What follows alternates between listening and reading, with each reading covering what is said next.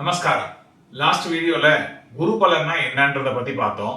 அந்த வீடியோவோட எண்டுல கல்யாணம்ன்ற கொடுப்பனைக்கு ஒரு ஜாதகம் எப்படி ஆப்டிமல் கண்டிஷன்ல இருக்கணும் அப்படின்றத பத்தி அனலைஸ் பண்றத நெக்ஸ்ட் வீடியோல போடுறேன்னு சொல்லியிருந்தேன். அந்த வீடியோ தான் இது. இந்த வீடியோல நம்ம எதை பத்தி பார்க்க போறோம் அப்படின்னா, ஒரு ஜாதகம் கல்யாணத்துக்கு எந்த அளவுக்கு கொடுப்பனை வலுவா இருக்கணும், எப்படி இருந்தா அந்த கல்யாணம்ன்றது ஈஸியா நடக்கும் அப்படின்றத பத்தி தெளிவா பிரசன்டேஷன் ஸ்லைட்ஸோட இந்த வீடியோல எக்ஸ்பிளைன் பண்றேன். பொறுமையா கேளுங்க. இந்த வீடியோவை ஸ்கிப் பண்ணாம இடையில ஸ்கிப் பண்ணா புரியாது. லாஸ்ட் எண்ட் வரைக்கும் கண்டினியூஸா பார்த்தேன்னா தெளிவா புரியும். வாங்க வீடியோக்குள்ள போலாம்.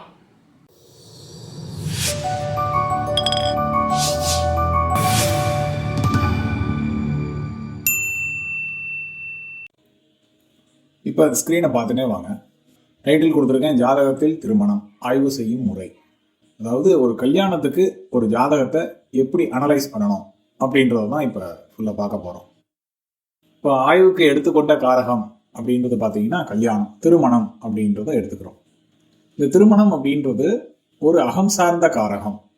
எல்லாருக்குமே தெரியும், திருமணம்ன்றது ஒரு உணர்வு சார்ந்த விஷயம் அப்படின்றதுனால இந்த அகம் சார்ந்த காரகம்னு சொல்கிறோம். இந்த திருமணம் அப்படின்றது எந்த பாவத்தில் இருக்கு அப்படின்னா 7வது பாவத்தில் இருக்கிறது. நம்ம 12 பாவத்தில் இந்த திருமணம் அப்படின்றத 7வது பாவத்தோட காரகம். இப்போ இங்கே ஒரு சார்ட் தெரிகிறது, ஒரு கட்டங்கள், ராசி கட்டங்கள் தெரிகிறது. அதை பாருங்க. இது ஒரு பொதுப்படையான ஒரு கட்டம், காலபுருஷ தத்துவத்தின்படி உள்ள கட்டம். ஒவ்வொரு ஜாதகருக்கும் லக்னம் எங்கே ஆரம்பிக்கிறதோ அதுதான் 1வது பாவம்.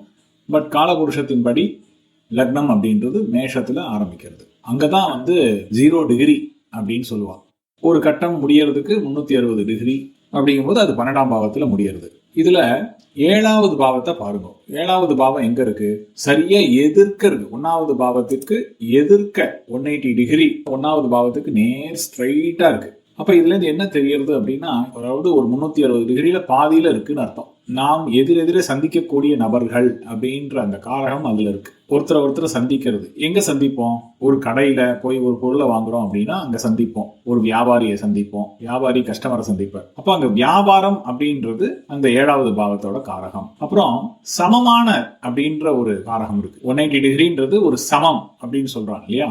கரெக்டாக ஸ்ட்ரெயிட்டாக 180 டிகிரி அப்படின்றது ஈக்குவல் அப்படின்றதுக்கு இது. அப்போ சமம் அப்படின்னு வரும்போது நமக்கு சமமான மனிதர்கள் அப்படின்ற ஒரு காரகம் அதில் இருக்கு. அதனால தான் இந்த 7வது பாவத்திற்கு ஒரு ஐகான் பார்த்தீங்கன்னா துலாம் தராசு மாதிரி ஒரு ஐகான் இருக்கும். துலாம் ராசிக்கு தராசு மாதிரி ஒரு சிம்பல் இருக்கும். அந்த தராசு எதை குறிக்கிறது அப்படின்னா சமம், ஈக்குவல் வெயிட். அப்போ சமமான மனிதர்கள் அப்படின்னு சொல்லுவாங்க. சமமான மனிதர்கள்னு யார் சொல்லுவோம்? ஒரு லைஃப் பார்ட்னர் சொல்றோம் இல்லையா, பிஸ்னஸ் பார்ட்னர், எல்லாமே அந்த 7ஆம் பாவத்துடைய காரகம் தான். அப்ப 7ஆம் பாவத்தை கலத்திரஸ்தானம்னு சொல்லுவா. அப்ப 7ஆம் பாவத்தோட காரகங்கள்லாம் பாருங்க என்னென்ன இருக்குன்னு. இப்ப நான் சொன்னதெல்லாம் இருக்கும். சமமான மனிதர்கள், அதுல வியாபாரம்ன்றது 7ஆம் பாவம் தான். சின்ன சின்ன வியாபாரங்கள் எல்லாம். ஏன்னா அந்த கடைகள்ல ஒரு கஸ்டமரை வியாபாரி சந்திக்கிறார், கஸ்டமர் வியாபாரியை சந்திக்கிறார். இந்த மாதிரி ஒருத்தரை சந்தித்தல் அப்படின்றது அங்க நடக்கிறது. பார்ட்னர் அப்படின்றது 7ஆம் பாவத்துடைய காரகம். அதனாலதான் நமக்கு சமமான மனிதர்கள் அப்படின்றது மனைவியை குறிக்கிறது. மனைவின்றது ஒரு 7ஆம் பாவத்துடைய காரகம். சரி, இப்ப அடுத்து நமக்கு கேள்வி என்ன அப்படின்னா, அந்த ஜாதகருக்கு திருமணம் ஆகுமா ஆகாதா, இதுதான் கேள்வி. அப்ப இந்த கேள்வியை நிர்ணயிக்கிறது யாரு அப்படின்னா, தீர்மானிக்கிறது எது தீர்மானிக்கும்? கொடுப்புனை அப்படின்றது தீர்மானிக்கிறது. கொடுப்புனையும் தசா புக்தியும், இந்த ரெண்டும் தான் இந்த ஜாதகருக்கு திருமணம் ஆகுமா ஆகாதா அப்படின்ற விஷயத்த தீர்மானம் பண்றது. கொடுப்புனைன்றது எதை சொல்றோம் அப்படின்னா விதி, ஃபேட் அப்படின்னு சொல்றோம். தசா புத்தி அப்படின்றது மதி அப்படின்னு சொல்றோம். அதாவது தசா புத்தி அது டிரான்சிட்ல இருக்கக்கூடிய. தசா புத்தின்றது மாறக்கூடிய தன்மை உடையது. கொடுப்பினை அப்படின்றது என்றும் மாறாது. இந்த கொடுப்பினை நீங்க கொடுக்குறீங்க பாத்தீங்களா, இந்த கொடுப்பினைன்றது விதி. இது நம்ம பிறந்த நேரத்துல எழுதக்கூடியது. இது என்னைக்குமே மாறாது. அதே மாதிரி இந்த தசா புத்தி பாத்தீங்கன்னா, இன்னைக்கு ஒரு தசை இருக்கும், ஒரு தசை மாறும் போது அதுக்குள்ள புத்திகள் மாறிட்டே இருக்கும். ரெண்டுமா அந்த காலத்துக்கு ஏற்ப, அந்த தசா காலத்துக்கு ஏற்ப, அந்த கிரகங்களுடைய காலத்துக்கு ஏற்ப அந்த தசா புத்தின்றது மாறிண்டே வரும். அப்போ இது ரெண்டும் தான் இந்த ஜாதகருக்கு திருமணம் ஆகுமா ஆகாதா அப்படின்றத தீர்மானம் பண்றது. சரி, இப்ப முதல்ல கொடுப்புனை அப்படின்றத பார்க்கலாம். கொடுப்புனை அப்படின்னா என்ன? இந்த கொடுப்புனையில என்னென்ன டைப்ஸ் இருக்கு? எத்தனை வகையான கொடுப்பினை இருக்கு. இதுல பாத்தீங்கன்னா பாவ கொடுப்பினை, பாவத்தை நம்ம 12 பாவங்களையும் அதோட தொடர்புகளை வச்சு சொல்றது பாவ கொடுப்பினை. பாவங்கள் எந்த நிலையில இருக்குன்றத காட்டும், அதான் பாவ கொடுப்பினை.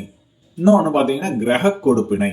கிரகங்கள் 9 கிரகங்கள் இருக்கு இல்லையா, அதுல இந்த திருமணம் அப்படின்ற காரகத்துக்கு என்ன கிரகமோ அந்த கிரகத்துடைய கொடுப்பினை, கல்யாணத்துக்கு அந்த கிரகம் என்ன சொல்றது, இதுதான் கொடுப்பினை. இந்த பாவ கொடுப்பினை பத்தி முதல்ல பார்க்கலாம். இந்த பாவ கொடுப்பினை அப்படின்னு வரும்போது என்னென்ன பாவங்கள் திருமணத்திற்கு நம்ம ஆய்வு செய்ய வேண்டும் அதை தான் பார்க்க போறோம். ஃபர்ஸ்ட் பாவ கொடுப்பினையில முதல்ல லக்ன பாவம் அப்படின்றத ஆய்வு பண்ணணும்.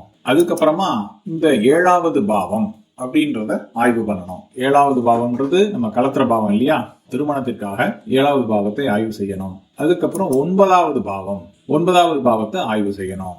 அதுக்கப்புறமா ஆப்ஷனல் விஷயம் என்னன்னா 2, 5, 11ஆம் பாவம், இதெல்லாம் வந்து ஆப்ஷனல். இப்ப பாத்தீங்கன்னா இந்த பாவ கொடுப்பினை அப்படின்றதுல இந்த 4 விஷயங்கள் நம்ம ஆய்வு பண்ணணும். எதுக்காக லக்னத்தை ஃபர்ஸ்ட் ஆய்வு பண்ணணும் சொன்னேன்னா, லக்னம் என்பது உயிர், ஒரு ஜாதகரோட உயிர் அப்படின்றது இந்த லக்னத்தை தான் சொல்றோம். 12 பாவங்களுக்கும் தலையாய பாவம் இது லக்னம். அப்ப அந்த லக்னம் தான் வந்து 11 பாவங்கள்ல வரக்கூடிய பலன்களை அனுபவிக்கிறது லக்னம் தான். அனுபவிக்கும் யோகம் அப்படின்றது இந்த லக்னத்துக்கு மட்டும்தான் உண்டு. மற்ற பாவங்கள்ல கிடைக்கக்கூடிய பலன்களை யார் அனுபவிக்கிறாருன்னா ஜாதகர் அனுபவிக்கிறார். அப்ப திருமணம் அப்படின்ற அந்த கொடுப்பினைய வந்து திருமணம்ன்ற ஒரு விஷயத்தை அனுபவிக்கிறது யாருன்னா லக்னம்.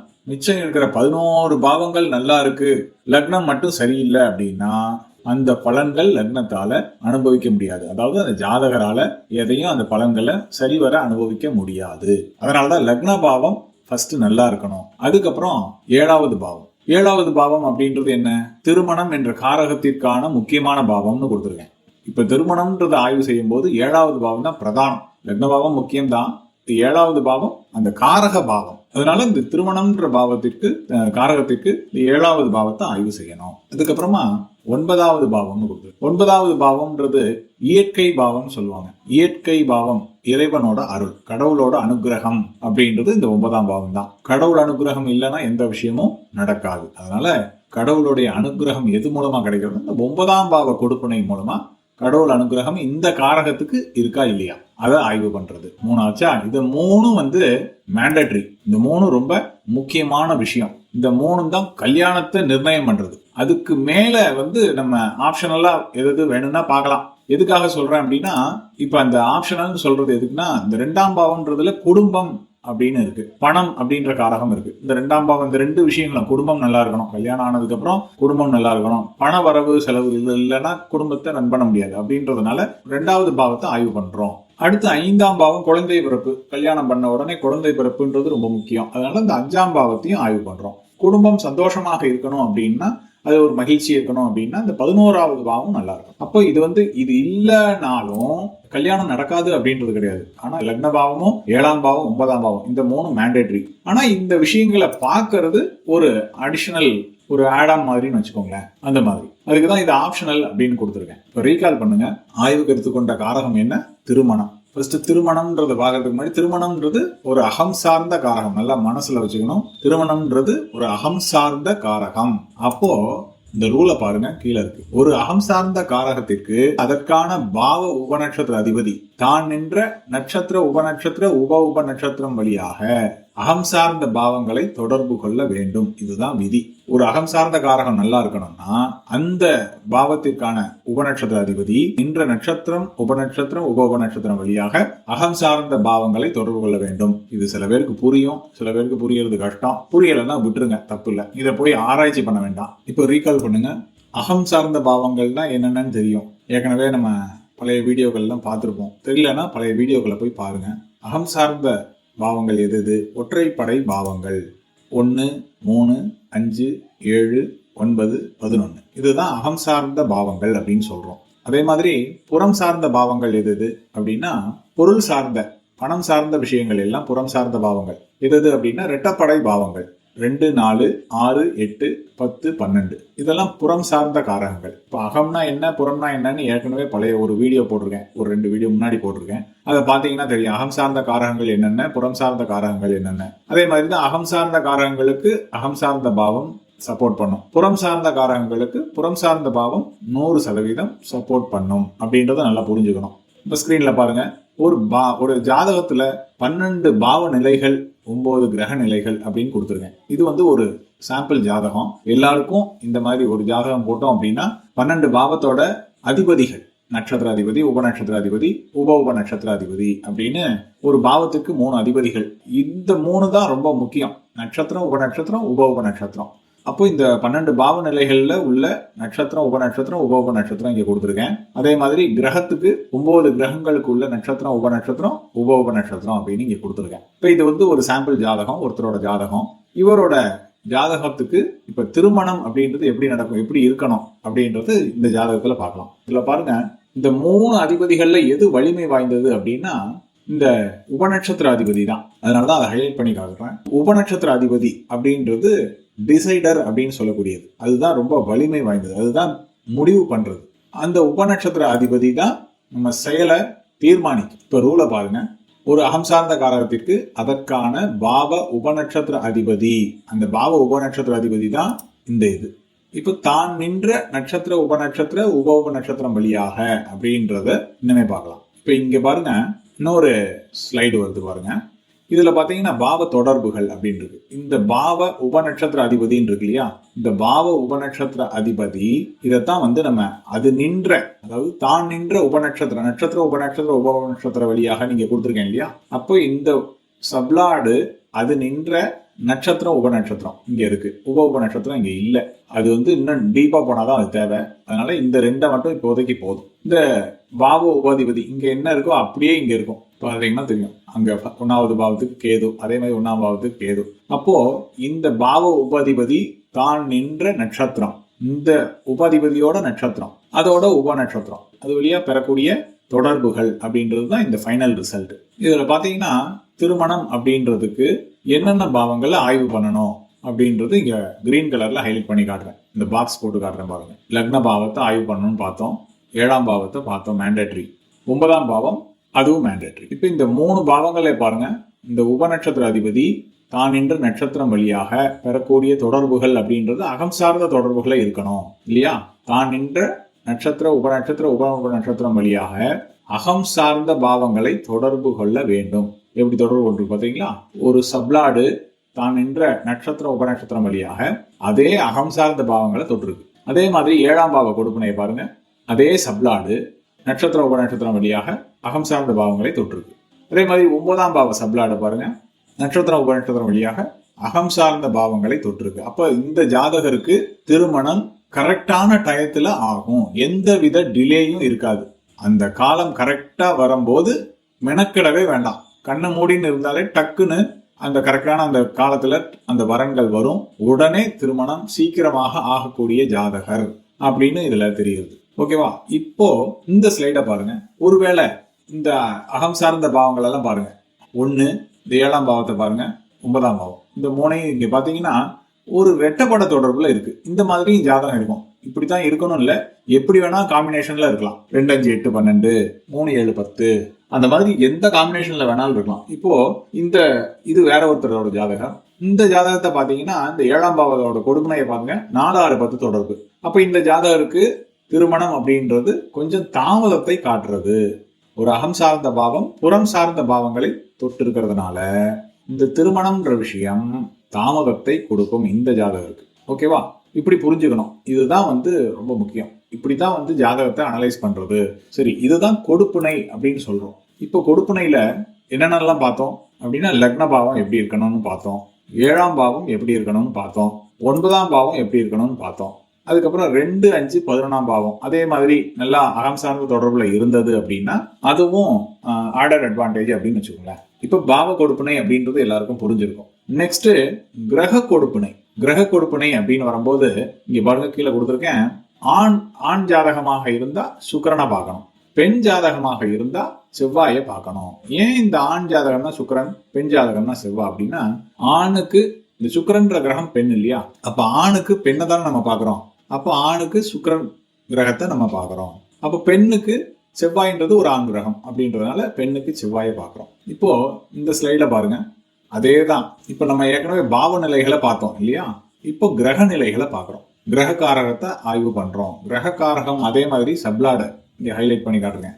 அதுதான் வந்து சப்ளாடு தான் ரொம்ப முக்கியம். அந்த சப்ளாடை நம்ம இப்போ அதே மாதிரி இந்த சப்ளாடை தனியாக எடுத்து இந்த ஸ்லைடை பாருங்க. கிரக தொடர்புகள் சப்ளாடுக்கு என்னென்ன தொடர்புல இருக்கிறார் அப்படின்ற மாதிரி இங்க பாருங்க. இங்க சூரியன், சந்திரன், செவ்வாய் இருக்கியா, செவ்வாய், புதன், குரு, இது அப்படியே இங்க இருக்கு. இந்த கிரகங்கள் எல்லாம் என்ன நட்சத்திராதிபதி வழியாக, உபநட்சத்திராதிபதி வழியாக பெறக்கூடிய தொடர்புகள் என்ன, அதுதான் இப்ப நம்ம பார்க்க போறோம். இப்ப இதுல இது வந்து ஒரு ஆண் ஜாதகம். அப்படிங்கும்போது ஆண் ஜாதகம்னா சுக்கிரன் அப்படின்ற நிலையை பார்க்கணும். அப்ப இந்த சுக்கிரன்ற நிலை இந்த ஹைலைட் பண்ணி காட்டுறேன் பாருங்க, பாக்ஸ் போட்டு. இந்த சுக்கிரன்ற நிலை எப்படி இருக்கு? தான் நின்ற நட்சத்திர அதிபதி குரு, உபநட்சத்திர அதிபதி கேது, அது வழியா பெறக்கூடிய தொடர்புகள் அப்படின்னு வரும்போது இதுவும் ஒரு அகம் சார்ந்த தொடர்புல இருக்கு. அப்போ சுக்கிரன் வந்து கிரக கொடுப்பனையும் ஒரு கிரீன் சிக்னல் காட்டியிருக்கு. மேரேஜுக்கு கிரீன் சிக்னல் காட்டியிருக்கு. பாவமும் ஏற்கனவே நல்லா இருக்கு. அதே மாதிரி சுக்கிரன்ற கிரகமும் மேரேஜுக்கு நல்லா இருக்கு. அப்போ திருமணத்துக்கு கொடுப்பினை வலுவாக இருக்கு அப்படின்னு அர்த்தம். இந்த ஜாதகருக்கு திருமணம்ன்ற கொடுப்பினை வலுவாக உள்ளது. இப்போ அதே மாதிரி ஒரு பெண் ஜாதகமா இருந்தா செவ்வாய் அப்படின்றத பார்க்கணும். செவ்வாய் இந்த மாதிரி அகம் சார்ந்த தொடர்புல இருந்தா ஓகே. அப்ப இந்த ஜாதகர் ஆணுன்றதுனால சுக்கிரனை நம்ம பார்க்கிறோம், வலுவா இருக்கு. இந்த ஜாதகருக்கு கல்யாணம் அப்படின்றது சீக்கிரமாக நடக்கும் அப்படின்றதுதான் ரிசல்ட். ஒருவேளை இப்ப இந்த ஜாதகத்தை பாருங்க, இதுல சுக்கிரனை பாருங்க, இது ஒரு வேற ஒரு ஜாதகம். இந்த சுக்கிரன் எப்படி இருக்காருன்னா 5-8 தொடர்பு.